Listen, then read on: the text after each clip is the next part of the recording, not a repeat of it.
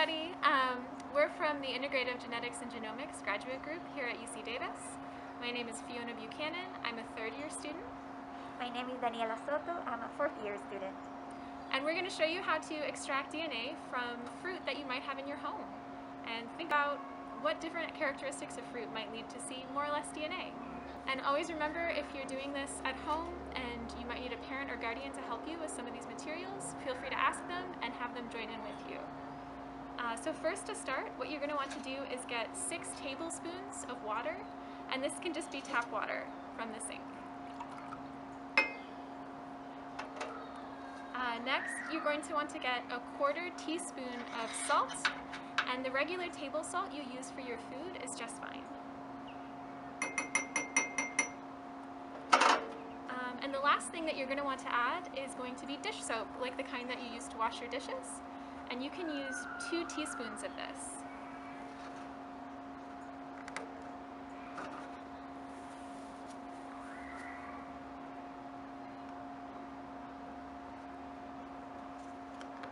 This is going to be our DNA extraction buffer. So this is going to be a solution that helps us to purify the DNA.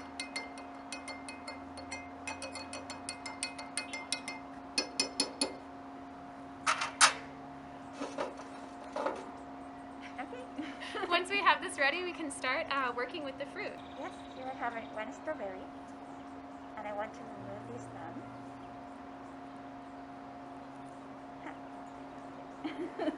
with my hand. Now we're going to add the buffer. We're going to put a couple tablespoons, 2, 3, 4. Sure. We're going to close it, make sure it's sealed, and now it's a fun part. We're going to smash it. Oh. Oh, I'm so worried it's going to explode. Oh, wow.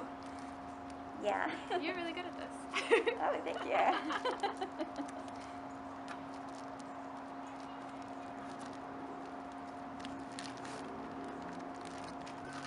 So what you want to do is do your best, without breaking the seal of the bag, is to squish the fruit and pulverize all the tissue so you get a nice soupy mixture where everything is homogenized or consistent throughout.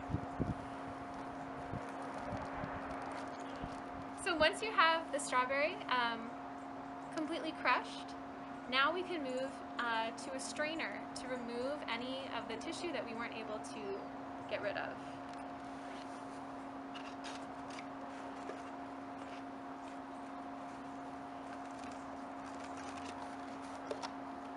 So in this case, you can see that we're just using a regular cup that's clear so we can observe what we're looking at, a funnel, and a coffee filter. You can also use a fine mesh sieve if you have one.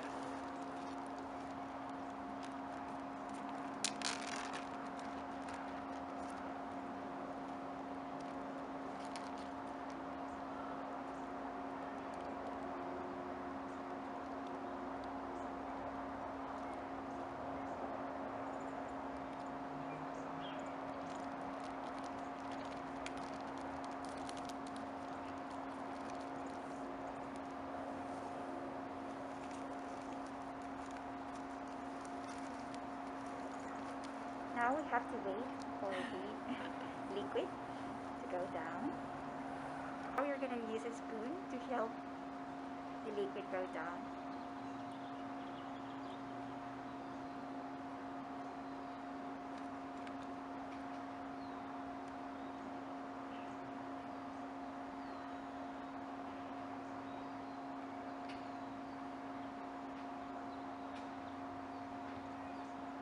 Just to help visualize this, we're going to move this to a smaller container because you can see we have a pretty small volume. So we happen to have these 50 ml conicals, which describes the shape of this container. But if you have a smaller glass at home, that would work too.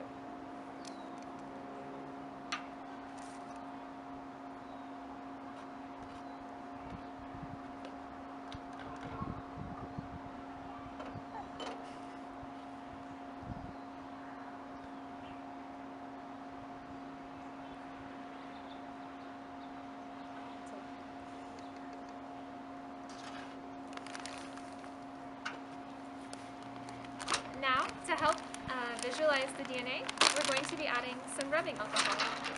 This alcohol has been chilled, so you can see we had it in a bag with ice. And you can do this too by just taking some rubbing alcohol and keeping it in your fridge prior to doing the experiment.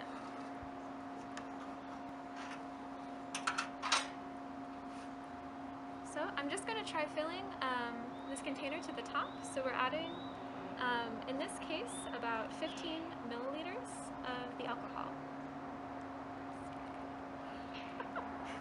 So DNA has a backbone that contains sugar, and it's a pretty sticky, goopy substance. And so what you might be able to see at the very top of your container is a clear gel-like substance. And if you have, for example, a skewer or a toothpick, you can pull it right out. And that's the DNA. You can see that it sticks really well to the holder. And that's from a single strawberry. So now we know that strawberries have DNA in them. What about other fruit that you might have at home? Let's compare what we just did to what we can find in a tomato, like the kinds that you might eat. And let's compare it to some strawberry preserves, because this contains strawberries like we just used, but it's been processed, and it also includes some things like sugar, lemon juice, and fruit gelatin. All right, let's do it.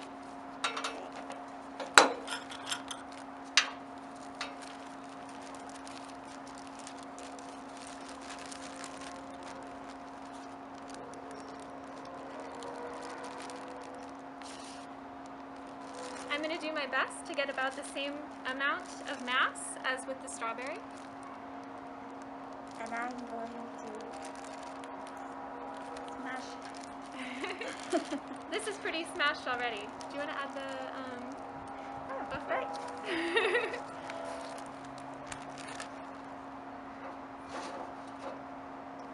So I'm going to add about Half of what's remaining? half of what's remaining, which will be maybe 4 tablespoons. And then I'll use the rest. Use up all our materials.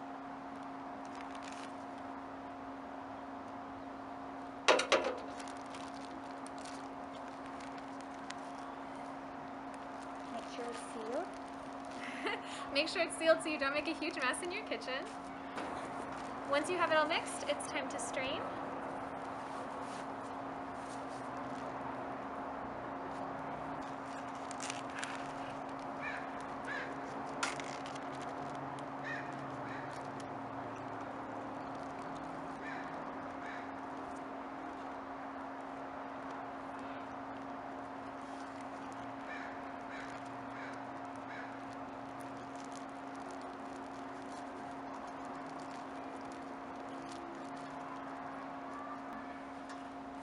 Must be thick. You can use a spoon to make it faster.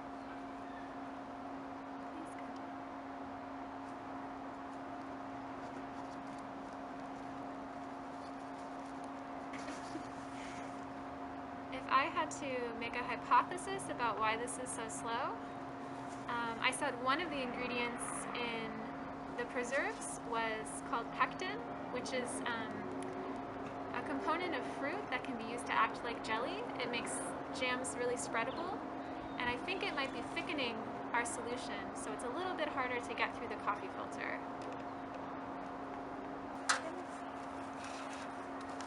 I think we have enough. Yeah, I think we're good to go. So if you have another container available, feel free to grab them. And remember, if you're doing a big experiment where you want to compare a lot of things, feel free to write a label on the side or on a piece of paper next to the cup so you remember what you're looking at.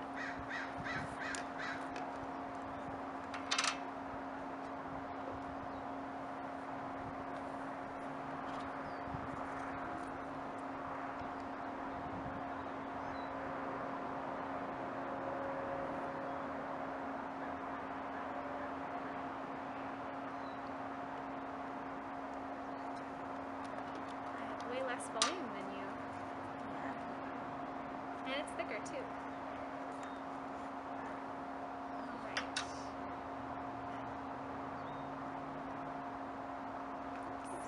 Perfect. helps to do it over a sink if you have a sink available.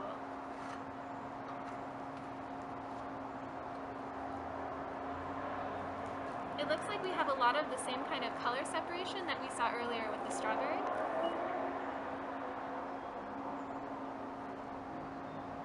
So we're gonna try. There's DNA.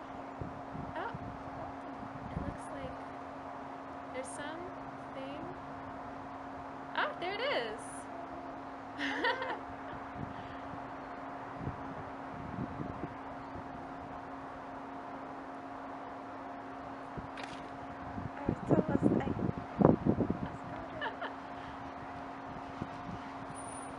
Nice. So just floating on the top, we have so much DNA. Really cool. I love it. I'm so fascinated. I'm like, yeah, look at me, look at this. So now for the strawberry preserves, we're going to do the same thing and add the isopropyl alcohol. Oh, sorry, is this easier from a different direction?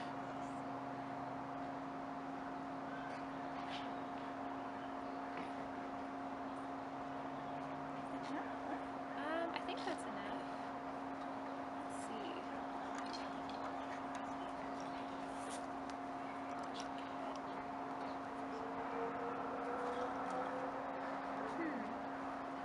So in this case, we can observe that there are only two phases in our solution. We still have all of the strawberry preserves in our DNA extraction buffer on the bottom, and it looks like the isopropyl alcohol is just sitting on top, and it doesn't appear to be interacting with the preserves in any way. I can try and see if there's any DNA precipitating. Thank you so much.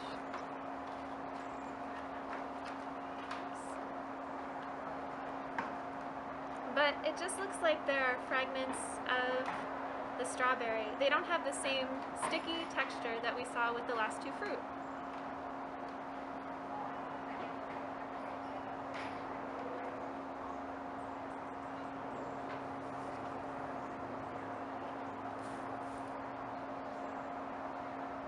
Very different, yeah.